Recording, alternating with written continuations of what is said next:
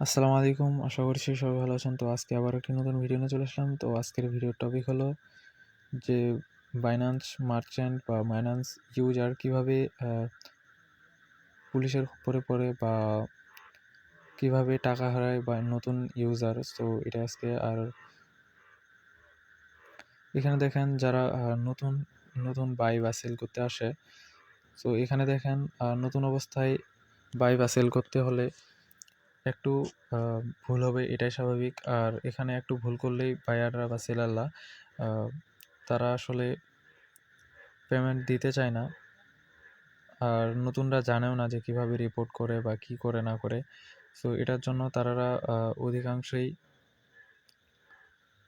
টাকা হারায়। সো এখানে দেখেন আবার প্রত্যেকেরই আপনাদের দেখাই। এখানে দেখেন আবার প্রত্যেকেরই বিকাশ বা নগদ মার্চেন্ট বা হচ্ছে নাম্বার যেগুলোতে আপনাদের ক্যাশ আউট করে চার্জ দিতে হয়। আবার অনেক সময় দেখা যায় যে পেমেন্ট করে দিছেন, সো সেখানে তারা ফোন দিয়ে বলে যে টাকা লাগবে, হ্যান লাগবে, ত্যান লাগবে, অনেক কিছু। আর এখানে তার জন্য এখানে অনেক অনেক মানুষই টাকা হারায়। সো এখানে যারা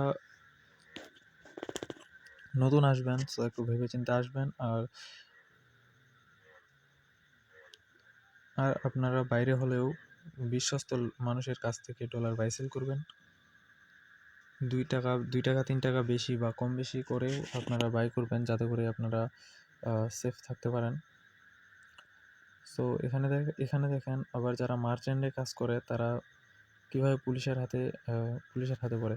সো এখানে দেখেন অনেক মানুষেরই ব্যাঙ্ক অ্যাকাউন্ট হ্যাক করে নেয় বা হ্যাক করে তারা সরাসরি তাদের অ্যাকাউন্টে ট্রান্সফার করে না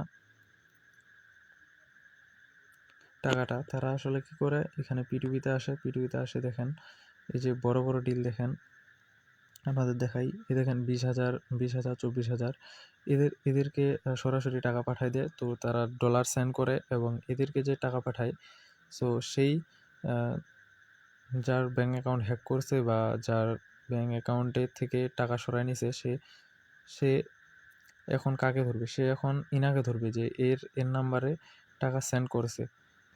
সো এখানে দেখেন এখানে কিন্তু যিনি হ্যাক করছে তার কিন্তু একটুও ক্ষতি হলো না। কিন্তু এই যার কাছ থেকে যাকে দিছে বা টাকা দিছে বা ইয়া দিছে, যার নাম্বার আছে তার কাছ থেকে তাকেই কিন্তু সবকিছুই মানতে হচ্ছে। বা সে কিন্তু এখন নিজে বলতে পারে না যে আমি ডলার বাই সেল করি, আমি হচ্ছে P2P থেকে নিছি টাকা, এমনও বলতে পারে না। কারণ এটা বললে আরও একটা অপরাধ হয়ে যাবে, যেটা কিনা ক্রিপ্টোকারেন্সি এমনি ইল্লিগাল বাংলাদেশে। সো এটাও বলতে পারে না এবং কি তাকে সেই ব্যাংকে টাকা সরাইছে সেটাকেই তাকে মেনে নিতে হয়। সো এখানে আর কি বলার আছে। সো আপনারা ভাবে-চিন্তে ট্রেড করবেন এবং বাইন্যান্স মার্চেন্ট বা বাইন্যান্স P2P থেকে যারা বাই বা সেল করবেন, তারা অবশ্যই বিশ্বস্ত মানুষের কাছ থেকে বাই বা সেল করবেন। সো এখানে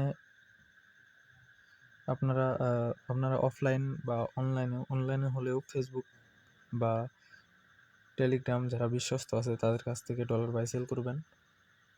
1-2 টাকা বা 5 টাকা কম বেশি হলেও সমস্যা নাই। সো আপনারা সেফলি থাকবেন। আর এখানে আসলে অবশ্যই ভেবেচিন্তে আসবেন, সবকিছু দেখে শুনে আসবেন। ভালো থাকবেন। আসসালামু আলাইকুম।